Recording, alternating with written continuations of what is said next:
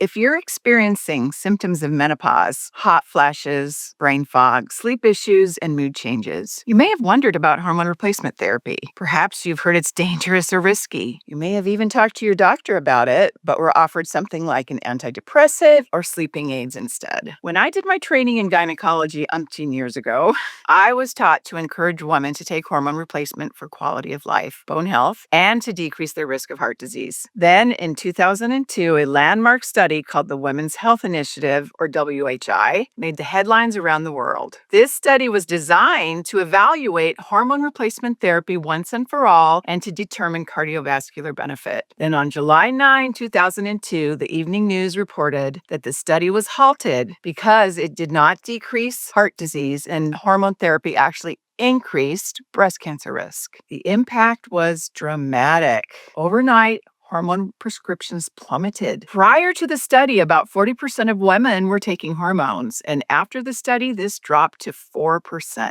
Doctors stopped prescribing hormones, of course, right? First, do no harm. Sorry that you're struggling with poor sleep and hot flashes, ma'am, but you don't want to die prematurely from breast cancer or heart disease, do you? Suck it up, buttercup. So an entire generation of women was left to suffer through menopausal symptoms without what had previously been described as standard treatment. That was 23 years ago. But here's what people don't know. That study, that WHI that caused this drastic shift, had serious flaws, but the flaws never made the evening news. Let's look at some of the problems with the Women's Health Initiative and what's been addressed in the scientific community. First, the average age of the participants was 63 years old, and some women were started on hormones at 79 years old. They hadn't just entered menopause. These were on average 12 years into menopause, and that's critical because now we know the timing matters enormously, especially if you're evaluating heart disease. Because if you already had heart disease, then of course it wouldn't prevent it. Now, secondly, they studied synthetic hormones, mainly Premarin and Provera, and they are not bioidentical and they're not produced in your body. There's a huge difference between Premarin and estrogen. Premarin comes from horse urine, and Provera is nothing like progesterone. Sure, it acts like progesterone on the uterus, and the Premarin helps with hot flashes, but they act on other areas of your body completely differently. Third, the media sensationalized the risk. They quoted a 26% increase in breast cancer, and that sounds alarming, but they did not talk about absolute risk, which was much smaller. It was just 8 additional cancer cases per 10,000 women years. And if they didn't take the Provera, it was actually lower, 23 cancer cases per 10,000 women years. And that wasn't reported at all. And that's huge. They did not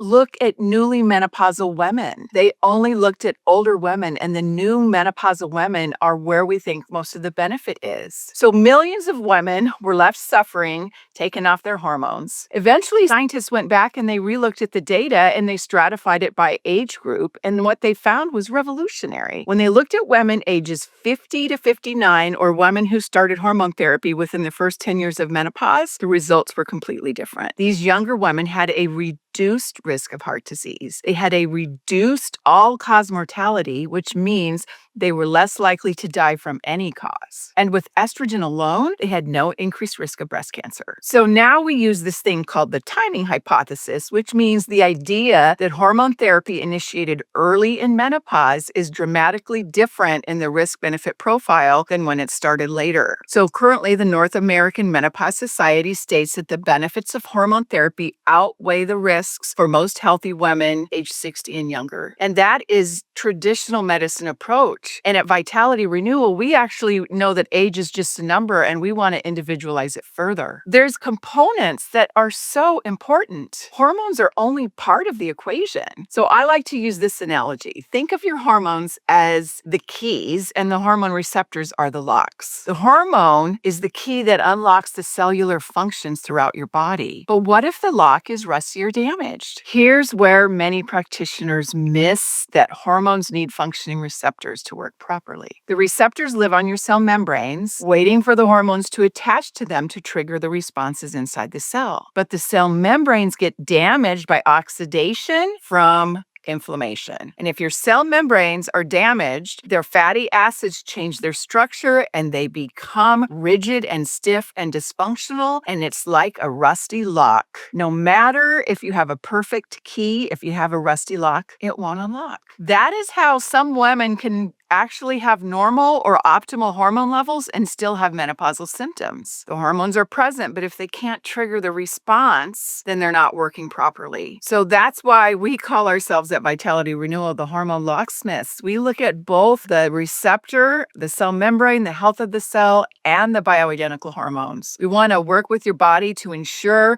that you have optimal levels and that the hormones can actually work. And that's why you need a whole person approach. Reduce inflammation with targeted nutrition, support gut health to reduce systemic inflammation, address stress, which is a major driver of inflammation, and optimize cellular detox so that you're not damaged. And then you have optimal hormone levels, bioidentical hormones, and cells that are able to respond to them, and you get the full benefit of hormone replacement therapy. Now, lastly, there's 3 components that we really look at that are critical for hormone safety. So first, use the right hormones. That means bioidentical. Second, balance them. Make sure that you have the right amount of progesterone and estrogen. Measure them. Don't just give hormones until symptoms go away. Measure the levels and make sure they're balanced. And lastly, monitor how your hormones are metabolized. Estrogen needs to be eliminated from your body, and it does so down one of several pathways. One pathway is definitely not harmful, one is neutral, and the third pathway is potentially harmful. And if you don't do a urine study to evaluate how you metabolize your hormones, you can use bioidentical hormones and still have risk. We do not want cancer risk from bioidentical hormones. So we use the specialized testing to make sure we know how your body's metabolizing the hormones. And we can use targeted nutritional supplements